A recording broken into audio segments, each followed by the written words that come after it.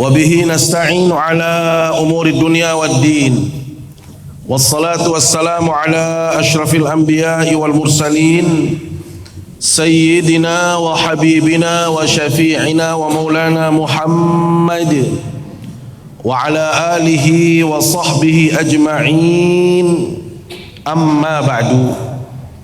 Yang tiang hormati para pejabat di lingkup PT AMGM Geri Menang Mataram, para manajer, para asisten manajer, singkatnya hadirin hadirat jamaah imtak yang dimuliakan Allah Subhanahu wa taala. Mengawali kajian kita pada pagi hari yang penuh dengan kemuliaan ini, izinkan tiang mengajak kita semua untuk terus bersyukur kehadirat Allah Subhanahu wa taala.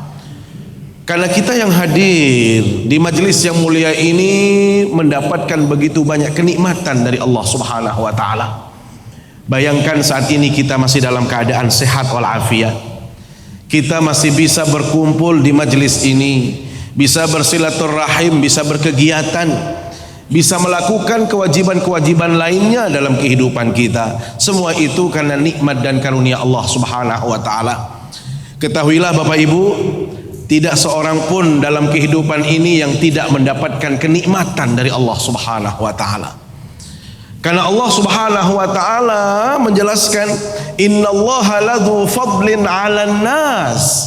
Sesungguhnya Allah hadirkan karunia, memberikan nikmat kepada manusia itu banyak sekali. Saya nggak tahu di sini ada yang merasa belum mendapat nikmat apa tidak. Coba ada yang angkat tangan, ndek kau mau apa-apa le nenek aku cendek kau tebing.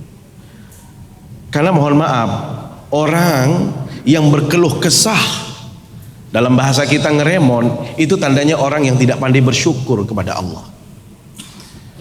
Padahal nikmat Allah itu saking banyaknya Bapak Ibu, sampai kita tidak mampu menguraikannya, kita tidak mampu menghitungnya. Bahkan dalam surat Ar-Rahman Bapak Ibu, Allah mengulang-ulang kalimat yang sama sampai 31 kali. Ini menunjukkan pentingnya tiang pelunggum sami menjadi hamba Allah yang pandai bersyukur. Apa kata Allah? فَبِأَيِّ آلَاءِ رَبِّكُمَا تُكَذِّبَانِ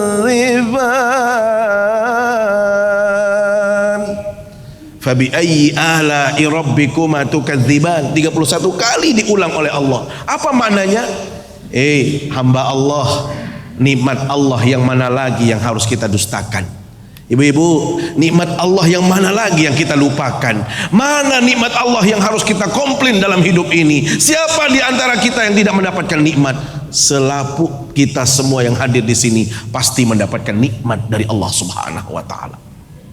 Maka yang paling penting sebagai hamba Allah itu Bapak Ibu adalah apa? Tunjukkan rasa syukur kepada Allah. Mari kita bersyukur kepadanya. Kenapa? Karena kalau kita pandai bersyukur, maka Allah akan memberikan nikmat-nikmat lainnya dalam kehidupan kita semua. Salawat serta salam selalu kita sampaikan ke hadapan baginda Rasulullah sallallahu alaihi wasallam, kepada segenap keluarga, para sahabat, para tabi'in, para tabi'it tabi'in, dan semua pengikut baginda Rasul sallallahu alaihi wasallam, termasuk kita yang hadir di majelis yang mulia ini. Mudah-mudahan kita semua mendapatkan syafaatnya di hari kiamat kala. Amin ya rabbal alamin. Bapak Ibu yang dimuliakan Allah SWT, tadi saya minta kepada panitia untuk kita lebih awal memulai, dan alhamdulillah kita sudah bisa memulai. Karena memang pagi tadi saya juga di Islamic Center, kemudian saya lanjutkan di sini jam 8 nanti saya sudah di SMA 1 memberikan tausiah, kemudian habis itu ada kegiatan, kemudian nanti Jumatnya itu di Taman Indah dan malamnya di Bajur, ya. Maka kalau kita telat sedikit maka akan berhabis semua kegiatan-kegiatan yang lain. Alhamdulillah kita bisa awali tepat waktu. Bapak Ibu, sebagai bangsa Indonesia, kita ini merasakan nikmat yang luar biasa. Kemarin euforia kemerdekaan bangsa Indonesia yang ke-78. Kita tidak bisa membayangkan kalau saat ini kita masih terjajah. Saya tidak bisa berpikir kalau saat ini kita masih di bawah bayang-bayang para penjajah yang menindas kita. Tidak ada ilmu pengetahuan, tidak ada majelis ilmu, tidak ada silaturahim. Kenapa? Karena semua itu tidak menguntungkan bagi para penjajah. Maka subhanallah, karunia Allah yang sangat besar bagi kita semua adalah merasakan nikmatnya kemerdekaan. Indahnya kita merdeka, tidak terjajah dalam kehidupan ini. Ini adalah satu anugerah yang luar biasa. Makanya ya mungkin tidak familiar di kalangan keluarga besar PDAM. Kita ingat kalau dulu para pencinta kasidah itu Nasidaria. Itu Nasidaria itu sangat hit sekali, ya. Termasuk lagu-lagunya itu banyak dihafal. Salah satu lagunya itu tentang kemerdekaan. Ada yang masih ingat? Dengan berkah rahmatnya Indonesia merdeka, bebas dari penjajahan dan penindasan. Dengan berkat rahmatnya Indonesia merdeka, bebas dari penjajahan dan penindasan. Kita syukuri rahmat ilahi dengan bersatu membangun negeri. Ada yang hafal?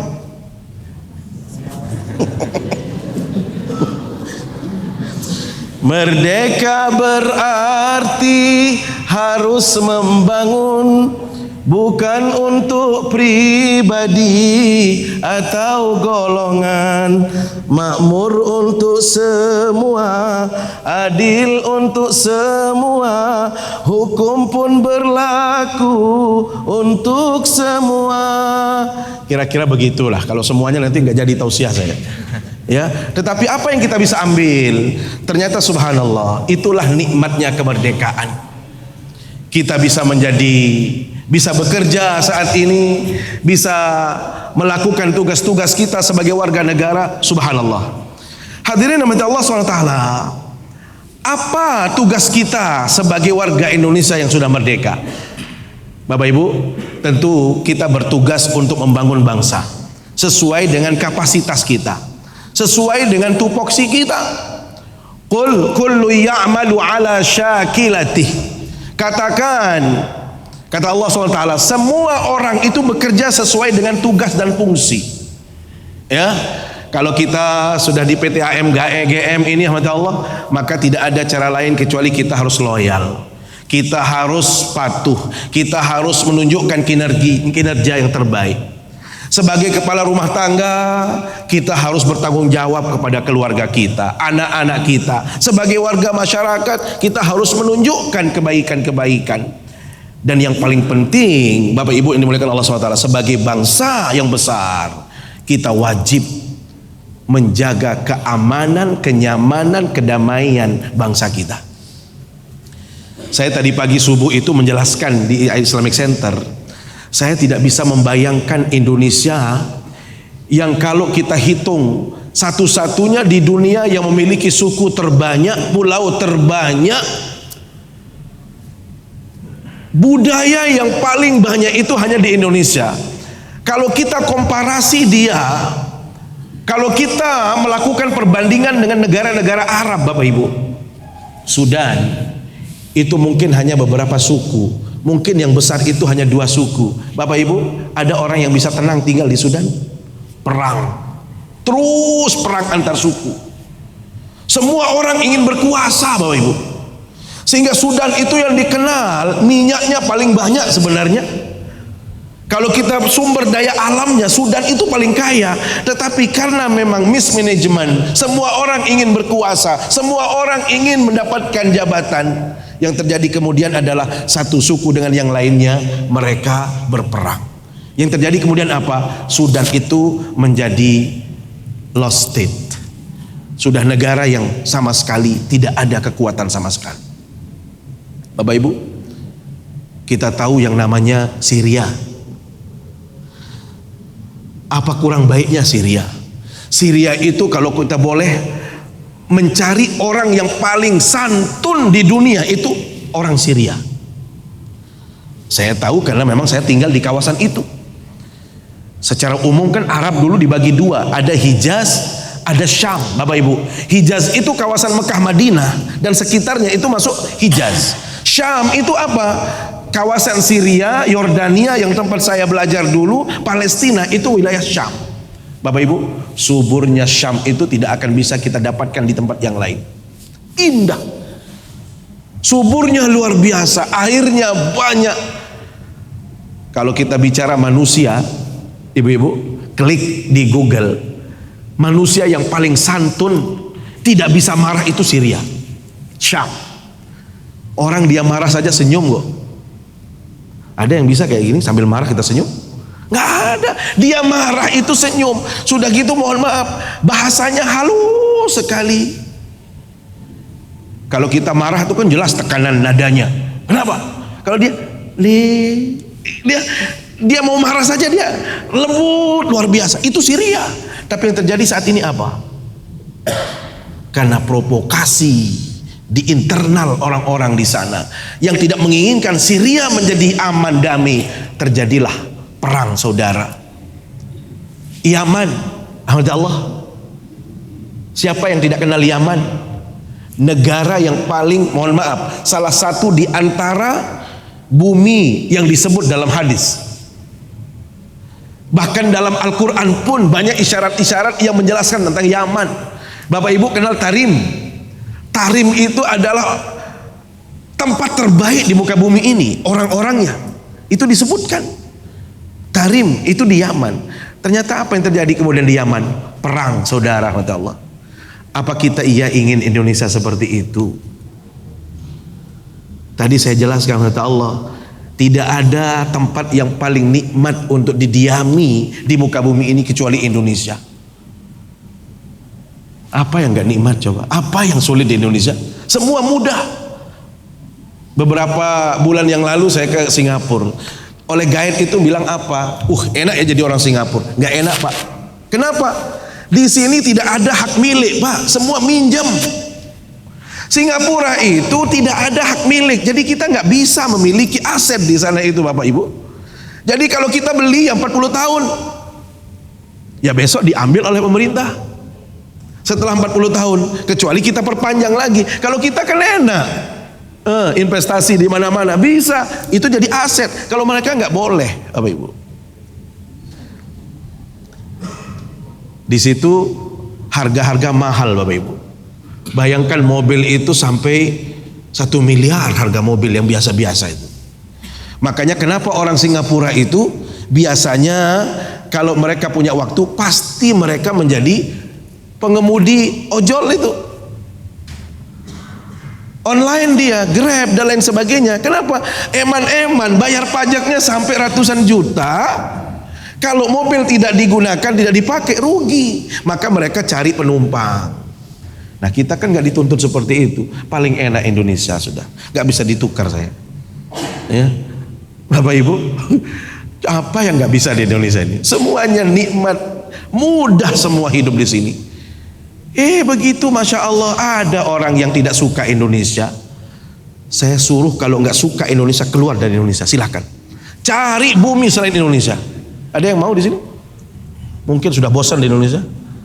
Bapak Ibu mohon maaf, saya punya pengalaman di luar negeri, mungkin sudah melihat juga Eropa, Amerika. Wah paling enak di sini bu. Bapak Ibu merokok di mana-mana bisa, bagi perokok. Coba di tempat-tempat yang lain ngerokok bayar, semua bayar. Waduh, kita kalaupun bayar apapun hanya 2.000, murah Pak. Mau beli air di negeri orang itu masa air sampai 20.000, 150.000. Wah, kita paling enak. Makanya tugas kita saat ini Bapak Ibu, kita sudah merdeka, tolong jaga kemerdekaan kita. Sebagai warga negara, apa tugasnya? Ibu-ibu, kita tidak dituntut menjadi pejabat semua. Kita tidak dituntut menjadi kepala pemerintah semua. Rakyat itu tugasnya apa? Mendoakan para pemimpin. Hanya itu. Tapi jujur, yang pagi ini sudah mendoakan Indonesia siapa? Wah berdoa. Angka itu ya apa nih paran yang songel doa. Kita ingin senang nyaman, lupa kewajiban kita. Tugas para pemimpin itu adalah mengatur bangsa ini. Tugas rakyatnya itu adalah mendoakan para pemimpin. Bapak Ibu, cinta kepada Indonesia itu wajib hukumnya. Tadi pagi tiang itu mengkaji surat Al-Isra ayat 76. Wa in kadu la yastafizzunaka minal ardi liyukhrijuka minha. Ternyata Rasul itu tidak dikehendaki untuk tinggal di Mekah. Segala cara orang Quraisy itu memfitnah, melakukan intimidasi supaya beliau keluar dari Mekah. Kenapa? Karena beliau mengganggu tradisi mereka, mengganggu ajaran agama mereka. Maka mereka minta baginda Nabi itu keluar. Tapi nyatanya beliau dijaga oleh Allah. Bapak Ibu, apa doa baginda Nabi SAW dalam konteks kecintaan kepada Mekah? Dalam hadis disebutkan, wallahi, kata beliau, demi Allah, innaki la ahabbul ard ilallah. Sesungguhnya engkau wahai Mekah merupakan tempat yang terbaik di muka bumi ini dan tempat yang paling saya cintai. Laula anni ukhrijtu minha ma kharajtu mink. Kalau saya tidak diusir, tidak dikeluarkan dari Mekah, saya tidak mau keluar dari Mekah. Apa maknanya Bapak Ibu? Ini menunjukkan beliau itu punya nasionalisme yang luar biasa. Maka beliau mengajarkan kita untuk cinta NKRI, sayang negara kita. Saya tidak bisa bayangkan kalau kita perang saat ini. Nggak mungkin kita bisa bekerja, nggak mungkin kita bisa ibadah. Sedikit-dikit kita perang dan lain sebagainya. Masya Allah, apa iya kita ingin Indonesia seperti itu? Alhamdulillah, tugas kita simpel sebagai rakyat.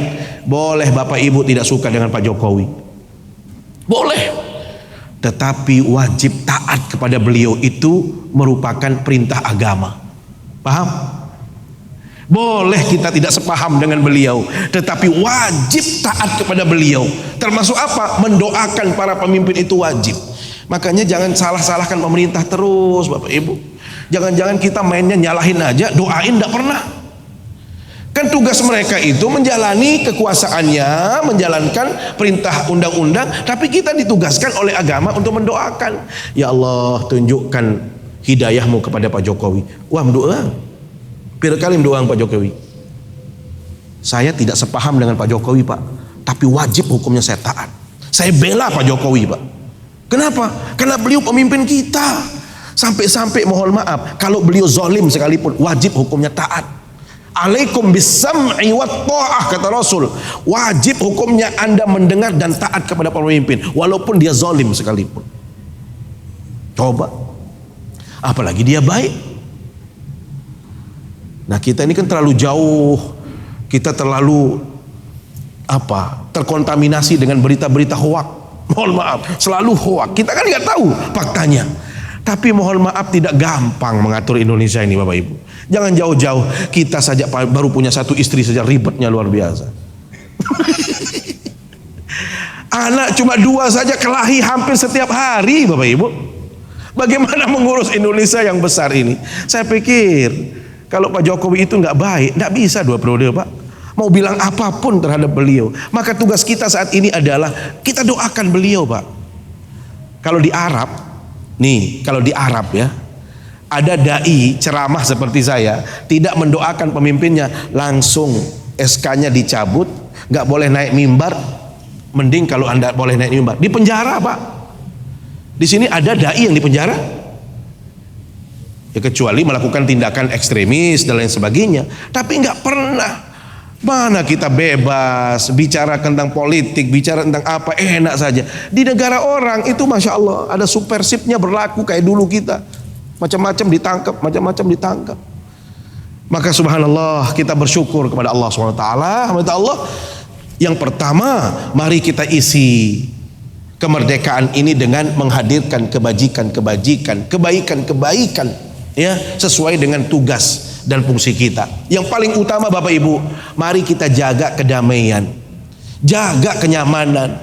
Dendek sekedik-kedik kita ini dapat dosa karena kita memfitnah pemerintah. Mohon maaf, kita kan sebut nih, lihat nih, baca tentang pemerintah. Kan kita dosa itu menyebar fitnah itu. Lebih baik kalau kita tidak suka jangan sebut-sebut lah, ya sudah. Saya nggak sepaham dengan dia, ya sudah. Tapi jangan sampai kita dapat dosa, Bapak Ibu. Seringkali kita dapat dosa, orang yang kita dosakan itu nggak pernah kita ketemu. Coba Pak Jokowi itu berapa dosanya? Kalau ibu-ibu baca terus, kita lihat opini-opini macam-macam. Sudah. Kalau kita melihat aib orang, menyebut aib orang, menyampaikan aib orang, itu dosanya ke kita semua. Pak Jokowi antang-antang saja. Makanya jangan saya berpikir, jangan-jangan yang masuk surga besok itu pertama Pak Jokowi. Kenapa? Karena mungkin banyak dosa beliau, tetapi dihapus oleh kita semua dosa-dosanya. Di saat kita membicarakan beliau, memfitnah beliau, coba, kan banyak orang yang menghina beliau, jelek beliau, begini-begini. Itu kan dosanya dikurangi, Pak. Beliau kan nggak tahu itu. Ini loh contohnya. Jadi tidak ada baik, tidak ada buruknya seorang pemimpin itu, Allah. Karena itu tugas kita adalah menjaga kenyamanan. Apalagi kita ini orang Islam, Bapak Ibu. Apa kata Rasul SAW? Al-muslimu man salimal muslimuna min lisanihi wa yadihi. Orang Islam yang baik itu adalah yang menjaga tutur katanya. Coba tutur kata ini harus kita pelihara. Ada ungkapan Bapak Ibu, ya, manusia itu jatuh karena dia tidak bisa menjaga lisan. Salamatul insani fi hifdzil lisan, ya kata ulama. Kalau mau selamat Bapak Ibu, jaga lisan ini. Ini mohon maaf terutama para perempuan. Nih perempuan, saya bukan karena ada ibu-ibu di sini, tidak, tetapi Rasul SAW itu justru sangat menekankan sekali kepada para perempuan. Beliau itu dimi'rajkan menuju langit Bapak Ibu. Yang beliau sedihkan itu apa? Ternyata sedihnya beliau itu karena banyak umat beliau, terutama perempuan, menjadi penghuni neraka Bapak Ibu. Bingung kan? Sementara majelis ilmu rata-rata yang hadir perempuan, yang banyak sedekahnya ibu-ibu, yang banyak berbuat baik ibu-ibu. Tetapi kenapa mereka menjadi ahli neraka Bapak Ibu? Ternyata apa jawab Rasulullah SAW? Perempuan lebih banyak menjadi penghuni neraka. Penyebabnya ada dua. Apa itu? Satu, yaktsurnal la'an, dia tidak bisa menjaga mulutnya.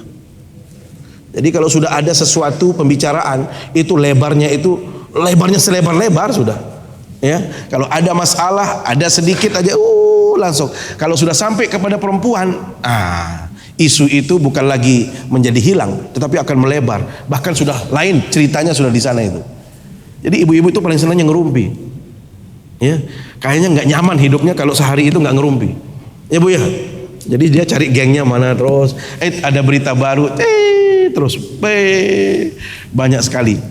Ini kebiasaan perempuan. Laki-laki nggak seperti itu, Bu. Dia lebih banyak diam aja. Ya, walaupun dia nggak suka ya sudah diam aja gitu. Dia bantel dalam hati, kira-kira begitu. Ini para perempuan.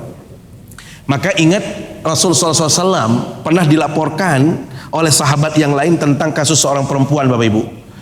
Ada perempuan, mar'atun tusalli taqumul lail wa tasumun nahar. Ya Rasulullah, ada seorang perempuan, kata teman perempuannya, yang rajinnya luar biasa kalau sholat. Sholat itu kalau malam itu nggak pernah berhenti sholat, karena dia qiyamul lail terus. Siang hari dia puasa. Masya Allah. Ada di antara kita yang seperti itu Bu. Siang hari puasa, malamnya tahajud. Tapi dilaporkan kepada baginda Rasulullah SAW. Apa alasannya dilaporkan? Innaha tu'zi jiranaha bilisaniha. Dia rajin puasa, rajin sholat, tetapi dia usil dari mulutnya. Dia selalu menyakiti tetangganya, membicarakan orang, membuka aib orang, terus saja dia lakukan. Maka Rasul secara spontan mengatakan apa? Hiya min ahlin nar. Orang ini wajib masuk neraka. Sementara ada lagi sahabat yang dilaporkan kepada baginda Rasul SAW, ya Rasulullah, saya punya teman itu biasa-biasa, sholatnya seperti kita, ya mungkin wajibnya saja, puasa juga nggak bisa dia lakukan kecuali Ramadan saja.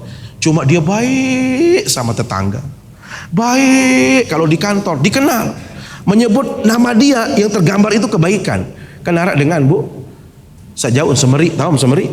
Dia sebut ibu ini lah Semeri Penggitan, langsung lengit-lengit doang. biwih, monjong, bocong, semuanya penggita. Jadi ada orang yang mohon maaf begitu disebut namanya itu yang tergambar di benak kita itu adalah keburukan dia. Maka ada sahabat yang dilaporkan, ya Rasul, orang ini nggak rajin sholat, hanya wajib saja, puasa hanya wajib saja, tapi dia baik. Bagaimana hukumnya? Ia min ahlil jannah, orang ini pasti masuk surga. Ini hamdalillah Allah. Jadi cara kita mengisi kemerdekaan ini adalah mari kita bangun bangsa kita dan mari kita jaga keamanan, kenyamanan. NKRI ini sudah harga mati. Tidak boleh lagi ada istilah oh ini milik itu, ini milik ini dan lain sebagainya. Ini adalah bagian daripada kita semua. Yang kedua, hamdalillah, cara kita mengisi kemerdekaan kata Rasul adalah apa? Berterima kasih kepada para pendahulu kita. Ini kita agak khawatir Bapak Ibu. Jangan-jangan kita hanya mendoakan mereka itu sekali setahun di tanggal 17 itu saja. Itu pun kalau ikut apel lagi. Kemarin ada apel nggak di sini? Iya, ada. Yang nggak ikut apel berarti nggak ikut berdoa. Padahal kata Rasul SAW, man lam yashkurin nas lam yashkurillah. Orang yang tidak bisa berterima kasih kepada sesama manusia, dia belum berterima kasih kepada Allah. Bayangkan Bapak Ibu, kita bisa bekerja saat ini, dapat gaji, nyaman, tenang, anak-anak kita juga nyaman. Ini kan tidak bisa datang tiba-tiba Bapak Ibu.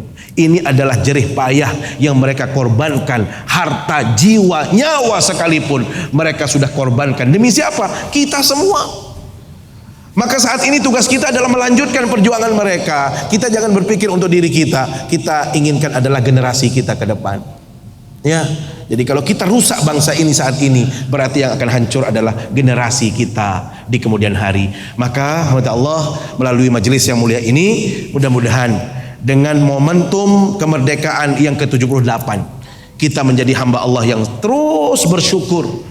Bersyukur dalam arti mari kita bangun negeri ini, jaga bangsa kita ini, dan mari kita bekerja sesuai dengan tugas kita masing-masing. Kemudian jangan lupa jasa orang-orang yang sudah berbuat baik kepada kita semua. Sebagai demikian Allah yang menjadi kajian kita pada pagi hari ini, dan mohon maaf bila ada yang kurang berkenan. Terima kasih atas segala perhatian kita semua. Mari kita bermunajat, berdoa kepada Allah Subhanahu wa taala. A'udzubillahi minasyaitonir rajim. Bismillahirrahmanirrahim. Alhamdulillahirabbil alamin, wassalatu wassalamu ala asyrafil anbiya'i wal mursalin sayyidina wa maulana Muhammad wa ala alihi wa sahbihi ajma'in. Allahumma ij'al jam'ana hadha jam'an mubarakan marhuma wa tafarruqana ba'da hadha tafarruqan hasanan ma'suma wa la taj'al fina wa la bainana shaqiyya wa la mahruma. Allahumma ighfir lil muslimina wal muslimat wal mu'minina wal mu'minat al ahya'i minhum wal amwat innaka sami'un qaribun mujibud da'awat wa qadiyal hajat. Rabbana atina fid dunya hasanah wa fil akhirati hasanah wa qina adzaban nar. Wa sallallahu ala sayyidina Muhammad wa ala alihi wa sahbihi wa baraka wa sallam. Subhana rabbika rabbil izzati amma yasifun wa salamun ala mursalin walhamdulillahi rabbil alamin. Aqulu qawli hadza wa astaghfirullah. Wassalamu alaikum warahmatullahi wabarakatuh.